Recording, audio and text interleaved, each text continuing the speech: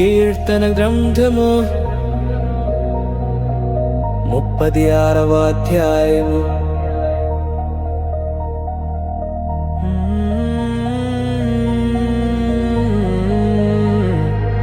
భక్తిహీనుల హృదయములో అతిక్రమము దేవోక్తి వలె పలుకుచున్నది. వాని దృష్టి ఎదుట దేవుని భయము బొత్తిగా లేదు. వాని దోషము బలుపడి అస్యముగా కనబడు వరకు అది వాని దృష్టి ఎదుట వాని ముఖస్తుతి చేయుచున్నది. వాని నోటి మాటలు పాపమునకును కపటమునకును ఆస్పదములు. బుద్ధి కలిగి ప్రవర్తింపను మేలు చేయను వాడు మానివేసి ఉన్నాడు. మంచము మీదనే పాపయోచనను యోచించును వాడు, కాని నడతలు నడచువాడు చెడుతనము వానికి అస్యము కాదు. యెహోవా నీ కృపాకాశమునంటుచున్నది, నీ సత్య సంధత్వము అంతరిక్షము నంటుచున్నది.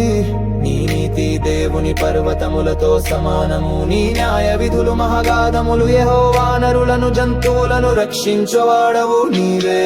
దేవా నీ కృప ఎంతో అమూల్యమైనది, నరులు నీ రెక్కల నీడను ఆశ్రయించుచున్నారు.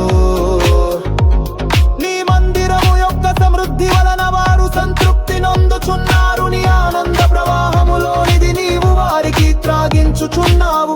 నీ యొక్క జీవపు ఊట కలదు, నీ వెలుగును పొంది మేము వెలుగు చూచుచున్నాము. నిన్ను ఎరిగిన వారి ఎడల నీ కృపను, యథార్థ హృదయుల ఎడలని నీతిని ఎడతెగక నిలుపుమో.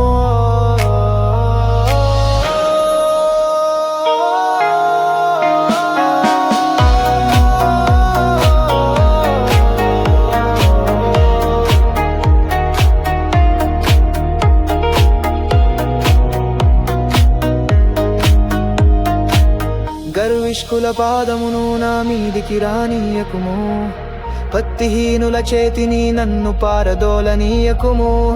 అదిగో పాపము చేయువారు అక్కడ పడి ఉన్నారు, లేవలేకుండా